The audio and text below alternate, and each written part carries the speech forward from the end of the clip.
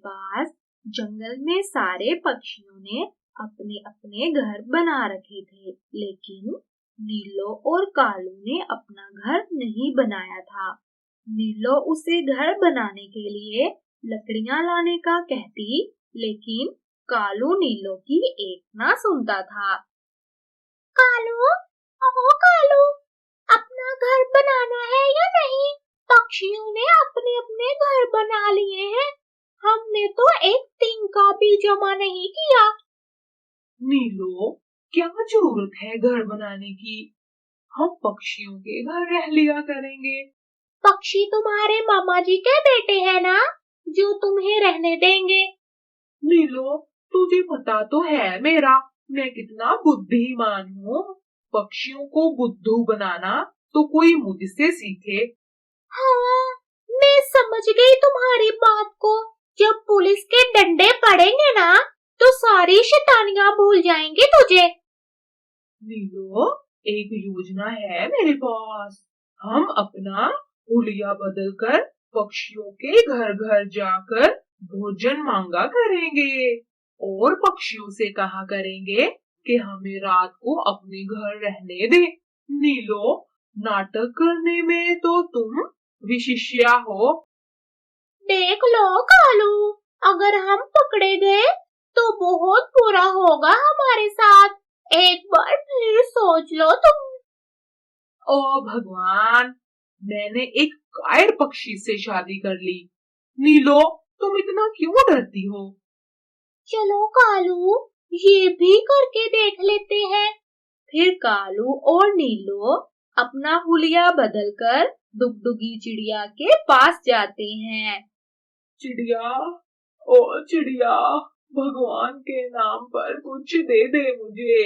हम 2 दिन से भूखे हैं, कुछ नहीं खाया हमने। अरे, आपकी पत्नी को क्या हुआ है? इसे कुछ भी नजर नहीं आता। इसकी सुतेली माँ ने इसकी आंखें निकाल डाली और हमें जंगल से निकाल दिया, और फिर हमने माँ जी के जंगल को छोड़ दिया। इसकी दोस्त के जंगल जाने का फैसला किया, लेकिन हम किसी और जंगल में ही आ गए। हमारे पास रहने के लिए कोई सहयोग नहीं है। हम रात कैसे गुजारेंगे?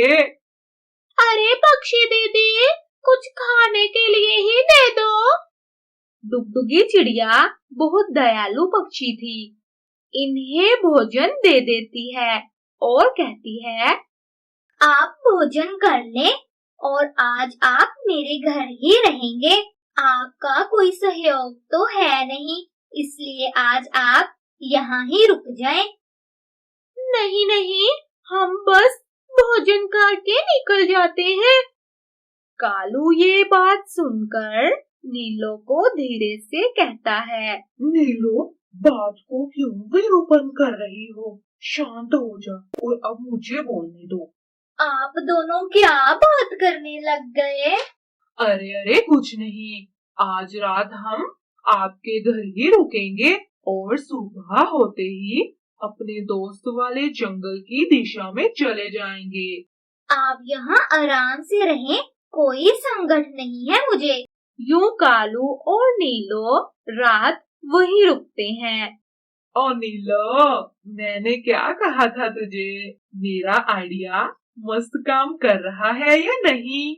बस नीलो, ध्यान रखना हम पकड़े ना जाएं। और नीलो, इस डुगडुगी ने भोजन कितना इकट्ठा कर रखा है? नहीं, कुछ नहीं होता।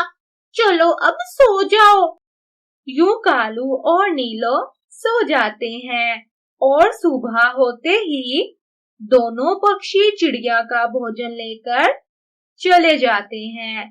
तो थोड़े समय बाद डुगडुगी अपना भोजन देखती है तो वहाँ कुछ भी नहीं पड़ा होता।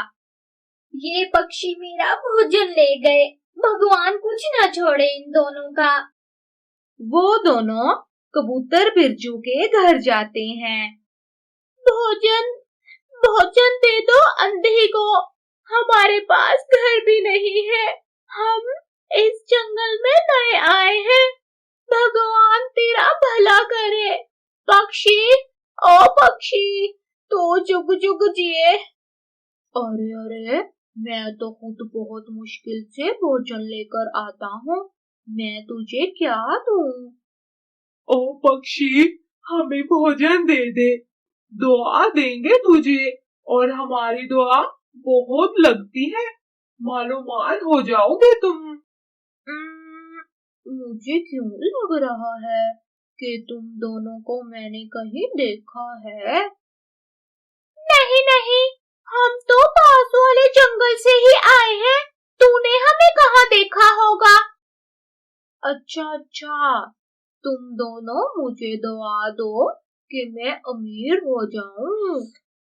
हाँ हाँ, क्यों नहीं, बस तुमने जो माल इकट्ठा कर रखा है वो ले आओ। अंधी पक्षी, तुझे कैसे पता कि मेरे पास माल है? इसे आंखों से भले नजर नहीं आता, लेकिन ये जिस पक्षी की आवाज सुन ले उसके बारे में सारा जान जाती है। पक्षी जी, आपकी शादी भी बहुत जल्द हो जाएगी और आप इस जंगल के अमीर तरीन पक्षी बन जाएंगे। वह अंधी पक्षी, मैं अभी सोना लेकर आता हूँ। बिरजू कबूतर सारा सोना कालू और नीलो को दे देता है। वो सोना लेकर चले जाते हैं और एक दरख्त की डाली पर बैठते हैं। नीलो, देखा फिर, हमारे तो मजे हो गए। मुझे नहीं पता था कि ये बिरजू कबूतर इतना बेवकूफ है। कालू और नीलो दूसरे जंगल में भी ऐसे ही पक्षियों को लूटा करते थे। काफी समय बीतने के बाद कालू और नीलो ने अपना पक्का घर भी बना लिया था। दूसरे पक्षी बहुत चिंतित थे कि इन दोनों ने पक्का घर कैसे बना लिया और इतने अमीर कैसे हो गए।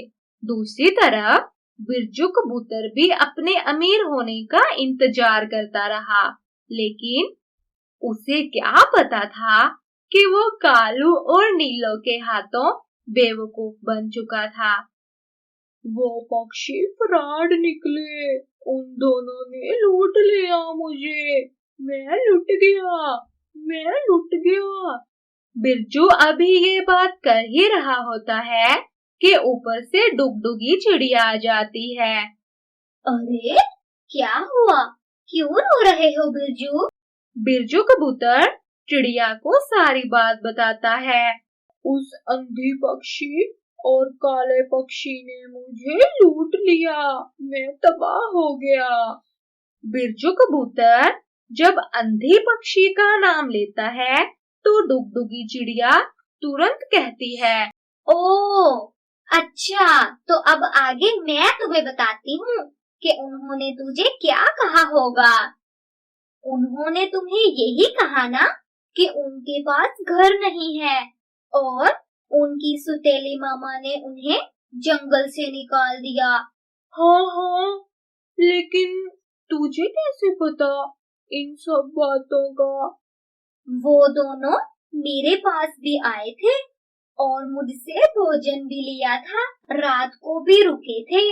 वो कलमुहे मेरे घर से भी सारा भोजन ले गए थे। मुझे टोकन भी बता रहा था कि उसके घर से भी सारी चीजें उठा कर ले गए। तो मुझे लगता है कि वो दोनों पक्षी हमारे जंगल में ही रहते हैं, जो बाकी पक्षियों को भी चूना लगा रहे हैं। तो हमें उन पक्षियों को पकड़ना होगा। बिरजू कबूतर और डुगडुगी चिड़िया दोनों योजना बनाते हैं। बिरजू कबूतर पूरे जंगल में घोषणा करवाता है, सुनो सुनो सुनो, ये अवसर है सब पक्षियों के अमीर होने का। जिस जिस पक्षी के पास सोना है वो टुन टुन पक्षी को देकर अपना सोना डबल करवा ले। ये स्वर्ण अवसर है सब पक्षियों के लिए, तो जल्दी आए, जल्दी पाएं। कालू, घोषणा सुन रहे हो क्या? जो हमारे पास सोना पड़ा हुआ है ना, वो हम इन पक्षियों को देकर और ज्यादा करवा लेते हैं। हाँ नीलो, क्यों नहीं, चलो चलो। कालू और नीलो सबसे पहले वहां पहुंच जाते हैं। हाय भगवान, इसने तो मेरी मम्मा का हार पहना हुआ है और बाकी सोना भी मेरा है। टोकन भी अपनी बहन के गहनों को पहचान लेता है। अंधे नीलो, तेरा तो मैं व्यवस्था करता हूँ। बिरजू कबूतर और डुगडुगी चिड़िया कालू और नीलो को बांधकर दूसरे जंगल में फेंक देते हैं। तो प्यारे दोस्तों, आज की इस कहानी से हमें ये सीख मिलती है कि हमें किसी को भी बेवकूफ नहीं बनाना चाहिए।